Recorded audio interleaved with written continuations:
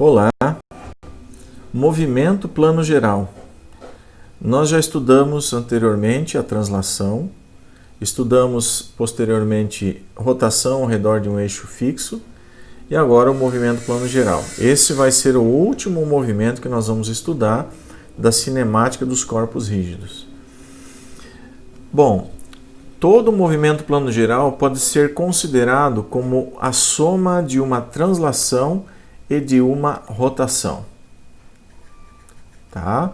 Então, tenham em mente isso, porque daqui nós vamos tirar aquele conceito de velocidade relativa, posição relativa, velocidade relativa e aceleração relativa. Tá? Então, a translação vai fazer papel, por exemplo, vamos colocar aqui, um VB que eu estou procurando é igual a um VA, que eu conheço o movimento, mais uma velocidade relativa de B em relação a A. Então, essa translação ela vai estar embutida aqui, ó, nesse movimento conhecido. Essa relativa aqui é justamente a de rotação. Então, vocês prestem atenção na sequência da aula, que em alguns momentos vai aparecer um ponto que você toma como uma velocidade conhecida, é justamente o ponto que nós estamos falando que está em translação. E um outro ponto que nós tomamos como sendo um ponto de rotação, que é esse VBA. Tá? Então, aqui vamos voltar àquele exemplo da roda, do pneu rolando no asfalto. Eu tenho aqui um pneu que estava numa posição no momento 1, chegou no momento 2. Então, no momento 1 ele estava em A1B1 e no momento 2 os pontos estão em A2B2. Então, além dele transladar, ele também rotacionou. E aí, nós podemos então dividir esse movimento em translação mais rotação. Tá bom? Então, somando esses dois efeitos, eu tenho o efeito completo. Outro exemplo aqui. Então, esse objeto aqui sai dessa posição aqui, A1B1, translada até A2B2 e depois rotaciona posteriormente. Então, como se você dividisse o movimento, em vez de fazer um movimento assim, você trouxesse o canetão aqui e depois rotacionasse. O efeito final é o mesmo. Claro que, grosseiramente falando, não faz sentido você substituir esse movimento suave por um movimento em degraus. Mas quando você leva isso para o infinitésimo, para o limite de ΔT tendendo a zero, você então consegue movimentos suaves. Tá ok? Então, essa parte introdutória é apenas para vocês visualizarem que o movimento é dividido em translação mais rotação. Então, a velocidade absoluta e relativa do ponto no movimento plano. Falei agora há pouco, né? Nós já vimos que a velocidade, por exemplo, do ponto B, lá naquela roda, é igual à velocidade do centro da roda mais a velocidade do ponto B em relação ao centro da roda. Tá? Então, tenham em mente isso aqui. Ó. Essa parcela é em relação ao sistema móvel. Tá? Vamos pegar aqui o preto. E essas duas outras parcelas aqui é em relação ao sistema fixo. Tá bom? Então, sempre você, nesses nossos estudos aqui de movimento plano, você vai ter que ter um observador móvel. Tá? Então, você vai ter aqui o caso X, né? O eixo Y, o eixo Z, né? Tem o sistema O fixo aqui, vamos chamar de sistema ponto O, e aí um sisteminha móvel, né? Sempre vai ter esse carinha no sistema móvel aqui, ó, ponto A, por exemplo.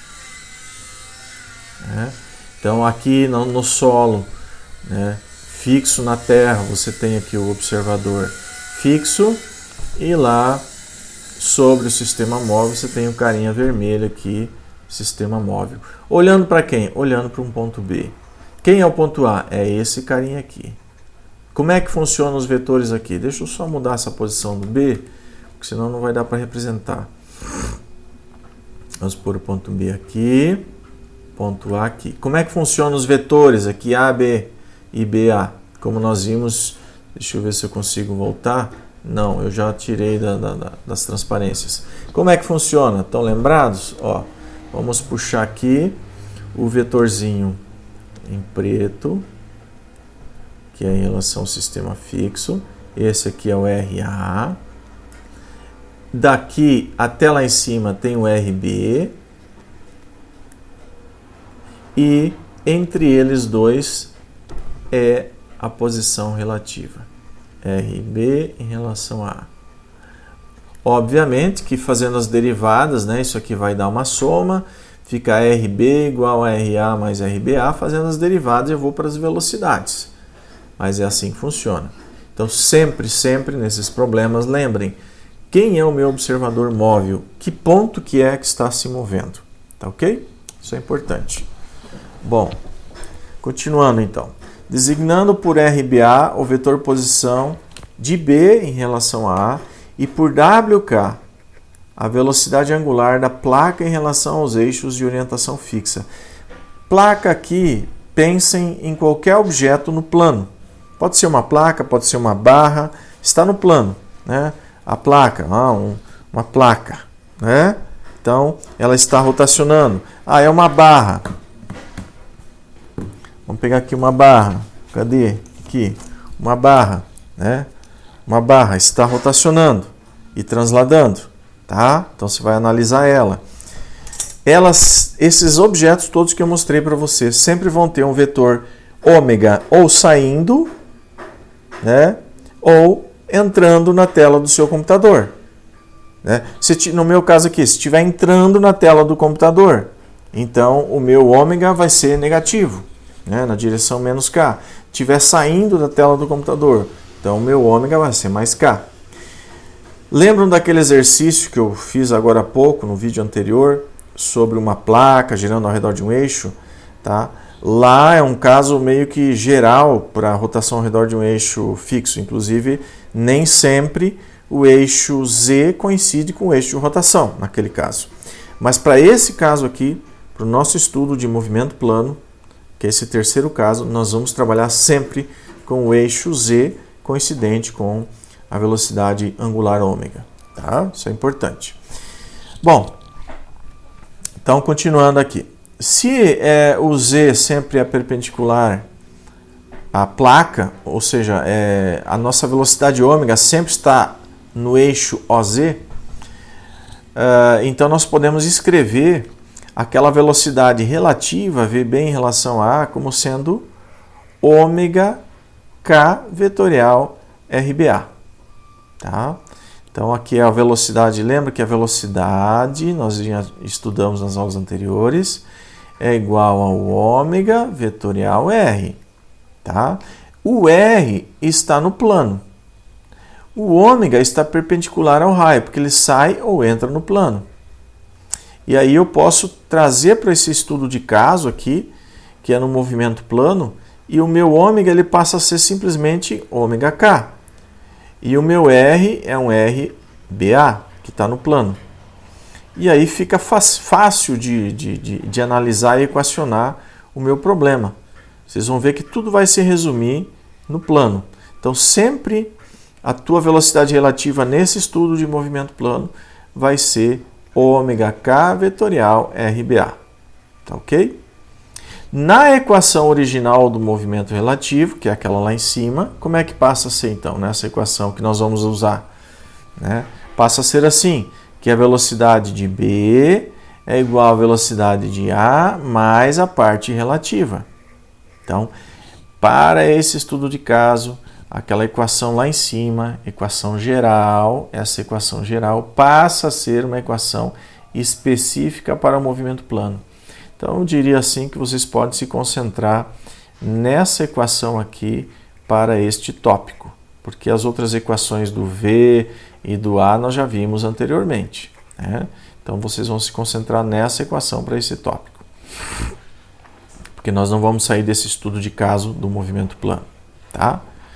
Ok, e lembrem também, antes de prosseguir, que sempre essa equação pode ser, a partir dela, montado um triângulo de velocidades. Tá? Lembra lá em cima? Não formou um triângulo de posições? Também forma um triângulo de velocidades. E aí você vai ter o quê? Por exemplo, ó, que o V VB é igual ao certo VA mais um VB em relação, daqui para lá, desculpa, um VB em relação a A. Então, aqui é o VB, por exemplo, é igual a um VA mais essa parcela aqui, ó, um VB em relação a A. Tá ok? Então, é assim que nós temos que trabalhar.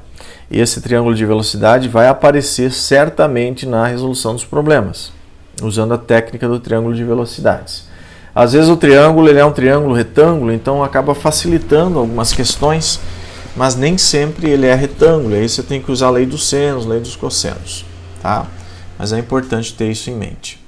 Então, um primeiro exemplo, um exemplo bem simples, apesar que nós não vamos apesar que nós vamos resolver depois um exercício a respeito disso, mas um exemplo bem básico aqui. Conhecendo o VA, nós queremos saber VB. Veja como é que é o problema. É uma barra que desliza em duas guias, uma vertical e uma horizontal. VA é conhecido. Então, a puxada aqui para a direita desse pistão é conhecida, dessa guia. Conheço VA. E o comprimento L também é conhecido, e o ângulo θ, ou seja, essa posição nesse instante, nessa foto, eu conheço também. Então é nesse θ aí que eu quero saber qual é a velocidade VB, tá? Então, VA para a direita, nessa posição θ, eu quero saber o VB.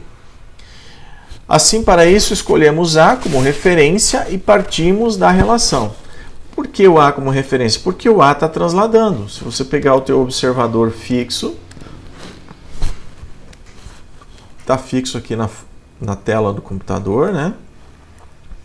Ponto O. Então, o carinha aqui está parado, está olhando para A, ele enxerga A transladar para a direita. Né? Então, tomando A como referência. Então, sobre ele, você coloca o teu observador móvel. Então, o teu carinha móvel está aqui, ó. Tá? Tá transladando para a direita. E cadê os vetores? Nem era bom colocar para não carregar a figura, mas eu vou colocar aqui, vou botar em verde. Ó, RA, RB e RB em relação a A. Tá? Então aí os três vetores também. Não vou deixar aí para não carregar a figura, mas estão aí os três vetores. Tá bom? Então, escolhemos A como referência e partimos da relação que a velocidade de B é igual à velocidade de A mais a velocidade de B em relação a A. Tá? Essa é a relação de trabalho. Mas conhecemos a direção de VB, assim podemos montar o diagrama. Veja, nós não conhecemos tudo de B, mas alguma coisa nós conhecemos. Nós conhecemos que B é na vertical. Então, eu posso colocar aqui o meu B subindo ou descendo. Como que eu consegui esse diagrama? Vamos analisar. Eu sei que VB é igual a VA mais VBA. Vamos pôr aqui, ó. VB igual a VA mais VB em relação a A. Então, esse vetor aqui, ó, vamos pôr em outra cor aqui, os dois vetorzinhos. O vermelho vamos deixar para o relativo. Vamos colocar preto para absoluta. Então, esse vetor aqui, VA, ele começa e termina. O VB começa no final do VA. Então, começa aqui, termina aqui. Tá? Não estou dizendo que ele é na horizontal, é só uma simbologia, tá? Início de VA, fim de VA. Aonde termina o VA, começa o VB. Início de VB, fim de VB. E o VBA, né? E o VB? O VB começa no início do primeiro vetor. Vamos pôr em preto de novo. Começa aqui e termina no fim do segundo vetor. Então, esse aqui é o VB. Então, é sempre assim. Início, fim, início, fim, início, fim. Tá? Vai dar um ciclo. Então, você escolhe um deles para começar, de preferência aquele que é conhecido. No nosso caso, o conhecido é o VA. Então, sei lá, vou traçar aqui, ó.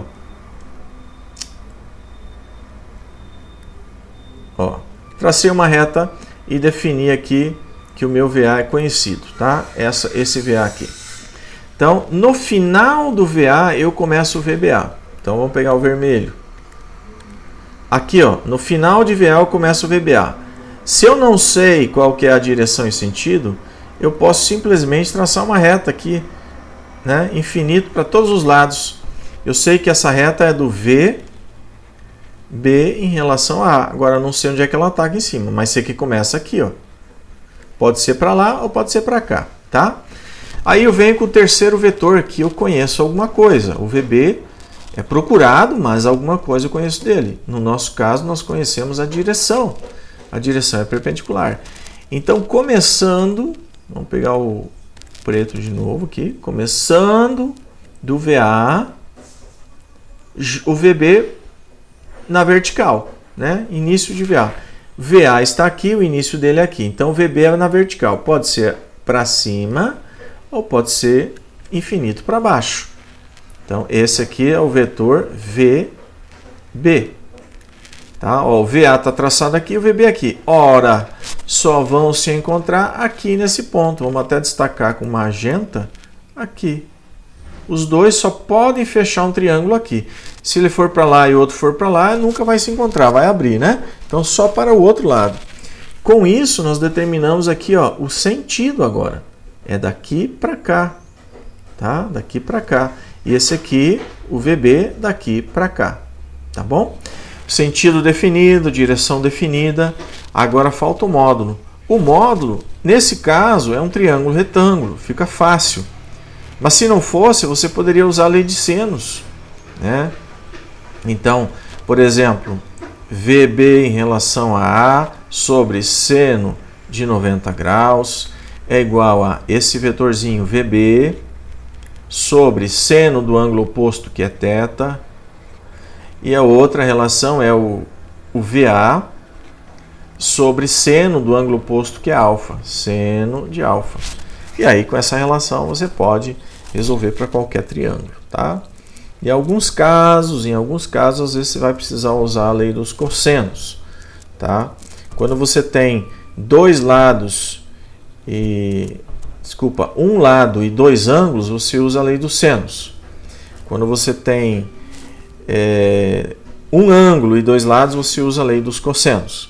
Enfim, o triângulo formado, você vai ter condições de determinar os outros lados. E aí você calcula então, né? Aqui no nosso caso, a gente determinou aqui, ó, que o VB calculado é o VA tangente de θ, ou seja, VA seno θ sobre cosseno θ. Da onde veio isso? Vamos ver aqui, ó. VB e VA seria essa parcela aqui, ó. Então, ó, seno, só um pouquinho, seno, aqui está tangente, mas dá para trabalhar aqui para trazer o cosseno. Deixa eu só ver uma coisa aqui. Ah, tá, é que aqui está alfa, né? Isso aqui, na hora de transformar esse seno de alfa, porque é um triângulo retângulo, você pode ter aqui o nosso cosseno de θ. E aí, a hora que você isola, fica VB igual a VA seno de θ sobre cosseno de θ. Isso aqui é tangente de θ, tá? Então, pelo triângulo retângulo, nós podemos ir direto, ó, que VB é igual a VA tangente, tá? VB esse lado é igual a VA esse lado, que é o cateto adjacente, vezes a tangente, tá? Utilizando a relação de tangente. Então, ó, vou só colocar aqui, ó, para lembrar, ó, tangente de θ é cateto oposto VB sobre VA. E aí você fica aqui com VB igual a VA tangente de θ, tá? Então, como é um triângulo retângulo, facilita. Se não fosse, você poderia usar a lei dos senos, tá? Ficaria VB igual a VA seno θ sobre seno alfa. Tá? Por ser triângulo retângulo, a gente pode fazer essa transformaçãozinha aqui e chegar no mesmo valor, tá bom? Então, é importante você ter em mente a montagem do triângulo. Primeira coisa, você determina o máximo de informação que você puder aqui. direções, sentidos das velocidades, ângulos aqui de cada uma dessas velocidades. Segundo, você vai montar o teu triângulo. A partir de qual vetor? Do vetor conhecido. Tem 3 vetores, você escolhe aquele conhecido e a partir dele. E a partir dele é aquela história, início, fim, início, fim, início, fim. Tá bom? Tem mais um detalhe, aqui no desenho, aonde está essa velocidade relativa VBA? Quem está enxergando essa velocidade relativa é o observador móvel. Então, ele está olhando para B e está enxergando ela. E se essa barra nem encurta, nem alonga, ela só pode, então, rotacionar ao redor do observador móvel, está aqui embaixo. Então, essa barra só pode rotacionar, ou seja, só pode ter velocidade para cá ou velocidade para lá. Né? Então, olha só. Esse carinha ali, observador móvel, só enxerga esse ponto B fazer ou isso aqui ou isso aqui. Então, pode ser aqui ou pode ser aqui. Tá? Numa dessas duas direções aí, tá? E é claro que na hora de você montar o triângulo, essa direção vai se definir. No nosso caso, ela se definiu para cá, tá? Essa questão também é importante na hora de você fazer o desenho. Determinar a velocidade relativa, pelo menos a direção, que é esse ângulo, o sentido ele vai se definir aqui na hora do triângulo. Mas a direção, gente, você tem que definir aqui. E ela sempre é perpendicular à barra, tá? Porque o observador está numa ponta da barra olhando para outra ponta. Tá ok? Então, isso aí seriam as dicas que nós temos aí. Vamos à última transparência, então, algumas observações adicionais, né? O triângulo de velocidades montadinho, já falamos sobre isso, né? Nesse nosso caso aqui, esse ângulo aqui é 90 graus, é conhecido. Aqui nós chamamos de alfa e pode aplicar a lei dos senos, lei dos cossenos, ou se for um triângulo retângulo, né? Triângulo retângulo, aí mamata, né? Que é esse caso aqui, aí belezinha, né? Facinho, tá? Então, ok. Com isso, podemos ter em mente que a velocidade angular ômega de um corpo rígido em movimento plano é independente do ponto de referência. Olha lá, vamos voltar aqui.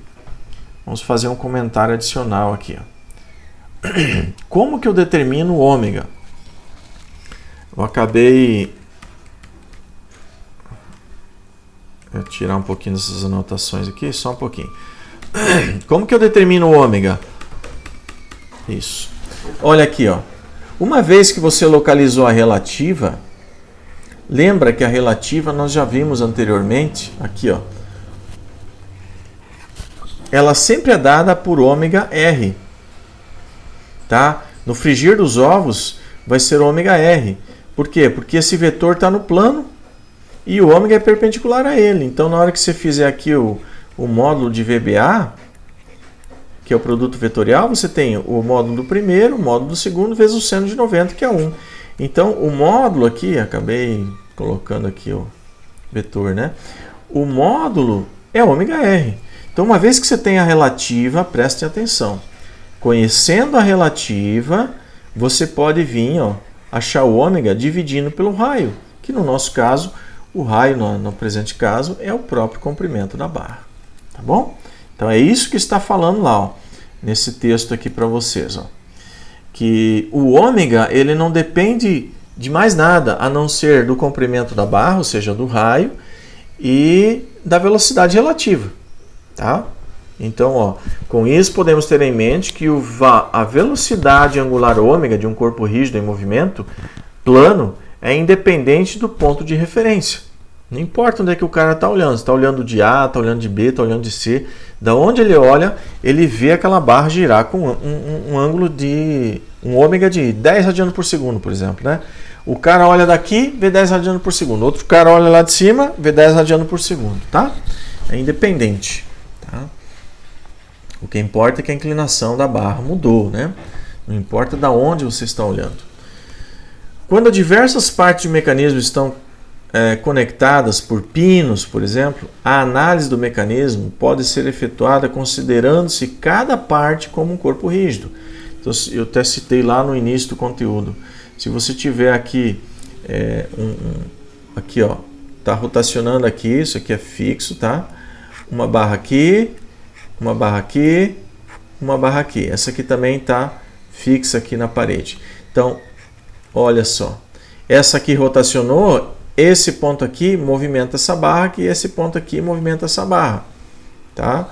Ó, considerando-se cada parte como corpo rígido. Então, eu tenho um corpo rígido 1, corpo rígido 2, corpo rígido 3. 3 barras. Atentando para o fato de que os pontos onde as duas partes estão conectadas devem ter a mesma velocidade absoluta. Então, aqui, se fosse um ponto B, para essa barra aqui e para essa barra é a mesma VB. Tá? Então, é a mesma VB. Se tu estiver olhando nessa barra ou nessa barra, é o mesmo ponto. Ah, aqui é um ponto C. Para essa barra ou para essa barra é a mesma VC. Tá? Isso é importante. Mesma velocidade absoluta. O mesmo ocorre no ponto de contato de rodas dentadas, por exemplo, né? Tu tem lá, até nós estudamos movimento relativo lá no início do semestre, né? Os pontos de movimento lá, né? O ponto de uma engrenagem aqui, ó, e da outra engrenagem é o mesmo. Então a velocidade é a mesma, tá? Para partes deslizantes, que é o caso de êmbolos, né? Vou até voltar aqui para vocês verem o que é isso. É isso aqui, ó, né? Esse êmbolo aqui desliza, né? Tem uma guia deslizante. Para partes deslizantes, a velocidade relativa entre as partes deve ser levada em conta, tá? Então, aqui, partes deslizantes, né? Você tem aqui, ó, uma parte deslizante que está indo para a direita e uma que está descendo. Então, a relativa aqui é o VB em relação a A, tá bom? Então, são essas as dicas e orientações. Agora, na sequência, né, eu vou divulgar mais um vídeo com um exercício sobre o sistema biela, manivela, pistão, tá bom? E lá nós vamos trabalhar esse movimento plano com mais detalhes num sistema bem aplicado, tá? Veja, tantas dicas estão sendo passadas aqui nesse vídeo, e se você não deu atenção para essas dicas, você vai ter dificuldade na hora de resolver o problema. Não basta assistir a aula do exercício, né? Vocês precisam ver o conteúdo que foi passado anterior, tá ok? Então, bons estudos, um bom resumo e até próximo vídeo.